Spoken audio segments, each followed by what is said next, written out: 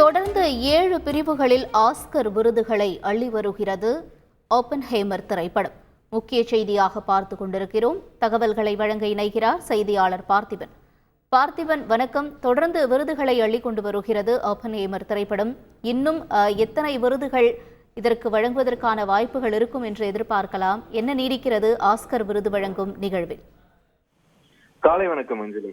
96வது Oscar விருதுகள் வழங்கும் விழா இனிதே நடந்து முடிந்திருக்கிறது. பார்த்தோம்னா இந்திய நேரப்படி காலையில 4:30 மணிக்கு ஆரம்பிச்ச நிகழ்வு கிட்டத்தட்ட 7:45 வரைக்குமே போயிட்டு இருந்தது. எல்லா விருதுகளும் வழங்கி முடித்தாகிவிட்டது. ஆஸ்கர் விருதுகள் இந்த ஆண்டிற்கான விருதுகள் அறிவிக்கப்பட்ட போதே பார்த்தோம்னா அஞ்சலி சர்ச்சையோட தான் ஆரம்பிச்சது. பெண்ணியம் அது சார்ந்த அரசியல் பத்தி பேசின பார்பி திரைப்படத்தோட பெண் இயக்குனர் கிரேட்டா கர்விக், அதுக்கப்புறம் நடிகை மார்கோ ராபி 2 பேருமே பரிந்துரைக்கப்படவில்லை அப்படின்றதுதான் அந்த சர்ச்சைக்கான காரணம். அந்த சர்ச்சைகளை எல்லாம் தாண்டி ஏற்கனவே டெக்னிக்கல் விருதுகளானது போன மாசமே வழங்கப்பட்டாகிவிட்டது. முக்கியமான பிரிவுகள்ல வழங்கக்கூடிய விருதுகள் 23 பிரிவுகளுக்கான விருதுகள் இன்று வழங்கப்பட்டது. இது எந்தவித ஒரு சர்ச்சையும் இன்றி நல்லபடியா நடந்து முடிஞ்சிருக்குன்னே சொல்லலாம்.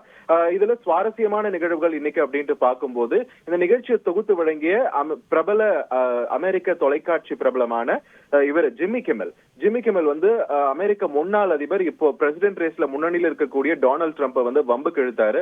அது ஒரு சுவாரஸ்யமான விஷயம். அதே மாதிரி சிறந்த ஸ்டண்ட் கலைஞர்கள், அதே மாதிரி சிறந்த இசை, இந்த 2 பிரிவுகள் பத்தியும் அறிவிக்கப்படும் போதும் சரி, பல்வேறு ஹாலிவுட் படங்களோடு இந்திய திரைப்படமான RRR படத்துடைய காட்சிகளும் ஒளிபரப்பப்பட்டு ஒரு அங்கீகாரம் கொடுக்கப்பட்டது.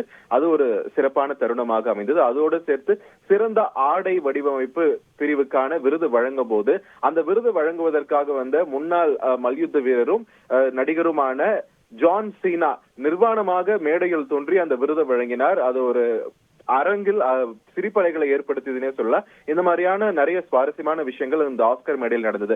விருதுகளை பொறுத்த வரைக்கும் பார்த்தோம்னா அஞ்சலி, நம்ம ஏற்கனவே சொன்ன மாதிரி அதிக அளவிலான நாமினேஷன்ஸ அள்ளிய படங்கள் அப்படின்ட்டு பார்க்கும்போது 13 நாமினேஷன்ஸோட ஓப்பன்ஹைமர், 11 நாமினேஷன்ஸோட புவர் திங்ஸ், 10 நாமினேஷன்ஸோட Killers of the Flower Moon, 8 பரிந்துரைகளோட பார்பி, 7 பரிந்துரைகளோட மாஸ்ட்ரோ இருந்தது. இதுல Maestro, Killers of the Flower Moon 2 திரைப்படங்களுமே 7 பரிந்துரைகள் பெற்றுமே ஒரு விருது கூட வாங்கவில்லை அப்படின்றது ஒரு அதிர்ச்சிகரமான செய்தியா பார்க்க முடிந்தது. அதே மாதிரி நிறைய எதிர்பார்ப்புகள் இருந்தது பார்பி திரைப்படத்தின் மீது. ஆனா சிறந்த பாடல் என்ற பிரிவுல மட்டும்தான் ஆஸ்கர் விருதை ஜெயிச்சிருக்கு பார்பி.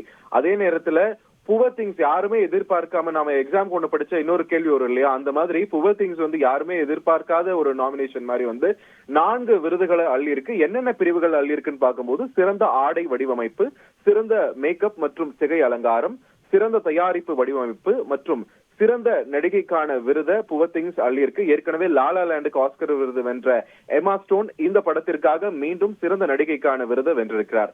மிகுந்த எதிர்பார்ப்புகளோடு களத்தில் இறங்கிய ஓப்பன்ஹைமர் 13 பரிந்துரைகள் பெற்றிருந்தது. அதுல 7 ஆஸ்கர் விருதுகளை வென்றிருக்கு ஓப்பன்ஹைமர்.